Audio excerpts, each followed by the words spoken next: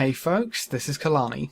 I want to talk to you a little bit about mounts, because I'm a little sad right now. I'm a little disappointed with the mounts that we've gained access to in Warlords of Draenor. None of them seem to be overly super shiny or fantabulous to the point where I'm still using mounts from older expansions. I mean, I know people will have their personal preferences and their personal favourites, but if a new mount can't even make me say, ooh, shiny, I might want to use that for a little while, then I think something's seriously wrong. And it seems to be that a lot of the mounts introduced in Warlords of Draenor were just an additional counter towards the next collect X amount of mounts achievement, which is probably one of the least exciting ways to look at mounts, which is thoroughly disappointing to say the least, for me personally. So I think a few things kind of accumulated here to lead Blizzard in this direction, and the first one is that you may notice none of the mounts added in Warlords of Draenor through gameplay are flying mounts. Not a single one. The only flying mounts are from the cash store, which is the other thing. The cash store seems to be their first port of call for any of these super shiny mounts, which is really annoying to see because there's no way to get those mounts in game except for ponying up a bit of cash from your wallet. So, I mean, the cash mounts, I would like to see those available somewhere in game. I mean, it might take a little while, a bit of time, a bit of grinding. That's perfectly fine. It's just, I'd like to have that option somewhere, somehow, to get these super shiny mounts without having to pay extra money. Or, at the very least, have some form of interaction between the new WoW token and the store mounts and store pets and everything else in the store. Somebody is paying $20 for this WoW token, okay? Now, what's the difference between using a WoW token for game time and a WoW token for something on the store? Either way, you're still getting those $20. I mean, you may think, well, some mounts, some things cost more than $20. Alright, 2 WoW tokens. I still don't see an issue with that. 2 WoW tokens for a mount. That should be a thing, in my opinion. Then you can happily get anything from the store, in-game, with gold, with gameplay, and then you have the people who are still supplying Blizzard with the hard, cold cash, because they're buying WoW tokens, they're getting gold for their trouble. Everything seems happier.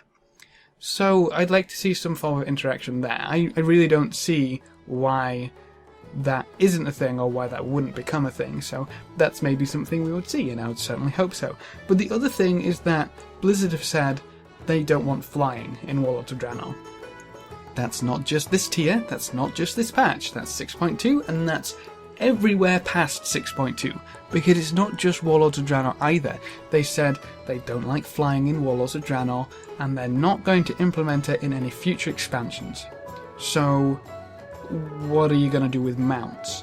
Because the only flying ones you've released recently were all in the cash store. So does that mean with no more flying in any expansions that we don't get any more flying mounts? Because that would seriously suck. Some of the best mounts and prettiest mounts are flying mounts. You've got your Netherwing Drakes, you've got your Cloud Serpents, which were just in the previous expansion. So there doesn't really seem to be any excuse for not giving us super shiny flying mounts, except for the whole we wouldn't have anywhere in the new expansion to show them off because we can't fly. But either way, I think there's something else contributing to the variety of mounts in Warlords of Draenor, and that's the savage world of Draenor itself. Because if you look at the mounts that we've got access to, we've got a few models with plenty of recolours and reskins, but those models are wolves, talbuks, elecs, river beasts, and boars. And then you've got grons on the side there. The grons are actually pretty cool. I was pretty happy with them making gron mounts. The one from Challenge Dungeons is especially very nice, but that's like 2 mounts. And then you've got the Blackrock Foundry mount. That's pretty cool too, the one from Mythic Blackhand. 3 mounts, which I would be overly bothered using.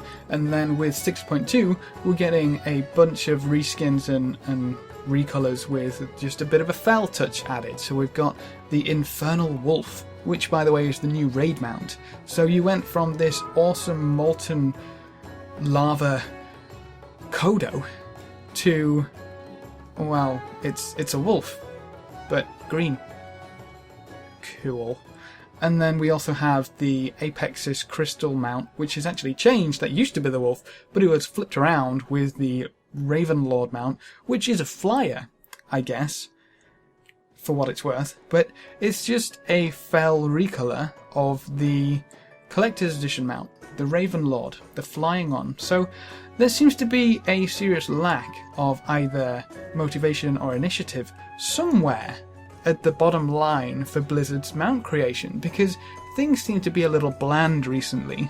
I don't understand how they went from Cloud Serpents, which were shiny and new. I guess it went with the Asian theme, but you also had the Thundering and Heavenly Cloud Serpents. So not only did you have all these different colours, you also had the colours with lightning and thunder and shiny effects, and then you had them again with the heavenly effects.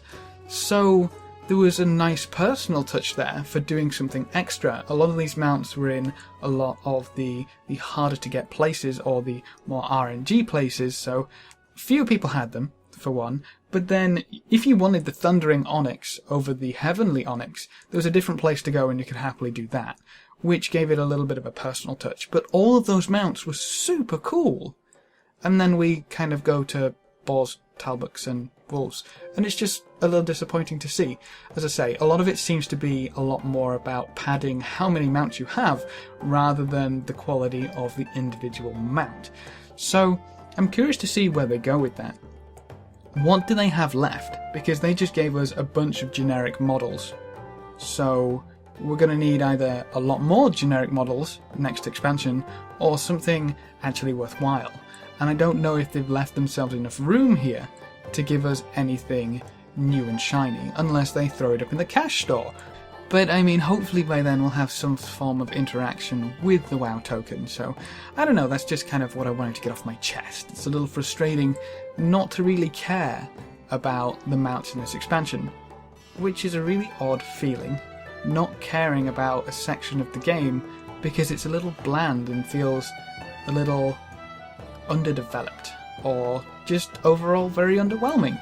So that's my thoughts on mounts and why we've had a little bit of a dry spot in creativity. But if you have any questions, queries, theories, or comments to make, leave them down in the comment section below. That's what it's there for. Remember to leave a like just below the video before you leave, and if you want to see more, make sure to subscribe. But apart from that, thanks for watching folks, good luck and have fun, and as always, I will see you next time.